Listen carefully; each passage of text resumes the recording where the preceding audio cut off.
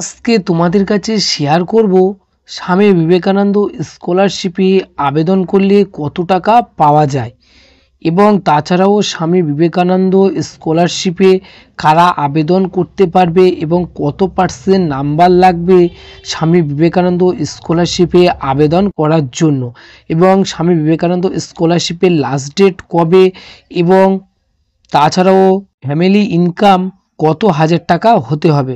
So পুরো ডিটেলসে তোমাদের কাছে স্টেপ বাই স্টেপ শেয়ার করব এবং তোমাদের কাছে আর একটা কথা বলে রাখি, এই চ্যানেলের সমস্ত রকম স্কলারশিপ রিলেটেড এবং সরকারি কাজের আপডেট তোমরা প্রতিদিন আপডেট পাবে। সো বেশি দেরি না করে চলো মূল বিষয় আলোচনা করা যাক।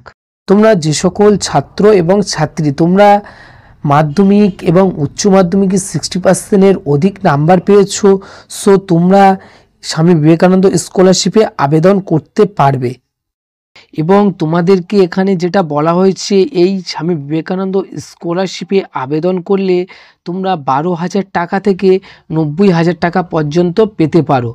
সো এবং তোমাদের যে এই স্বামী বিবেকানন্দ স্কলারশিপের লাস্ট ডেট এখনও পর্যন্ত কোনো রকমভাবে বিজ্ঞপ্তি প্রকাশিত হয়নি। তবে তোমরা যারা এখনও এই স্কলারশিপে আবেদন করতে পারোনি তোমাদের জন্য আবারও সুযোগ দেওয়া হয়েছে। সো স্বামী বিবেকানন্দ স্কলারশিপে তোমরা যারা এখনও 2024-25 সেশনে আবেদন করতে পারোনি, সো তোমরা অতি অবশ্যই আবেদন করবেন।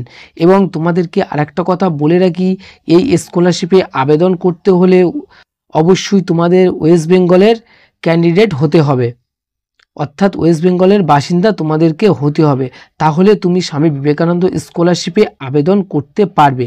এবং যদি অন্য রাজ্যে তুমি থেকে থাকো তা আবেদন করতে পারবে না।